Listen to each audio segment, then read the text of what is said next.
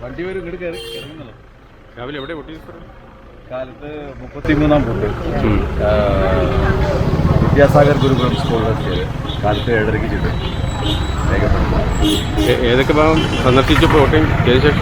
ദേശമംഗലം, പിന്നെ ചെറുകുർത്തി, അത് കഴിഞ്ഞാൽ നേരെ ആറ്റൂർ കുന്നൂർക്കരുടെ ഒരു ഭാഗം, നേരെ ഇങ്ങനെ തിരുവില്ല കൊണ്ടാഴി, തിരുവില്ലാമല കടന്നു, പഴയന്നൂർ, ചേലക്കര, വയനാട്, ചേലക്കര, വരവൂർ, ചെറുകുർത്തി, വരവൂർ.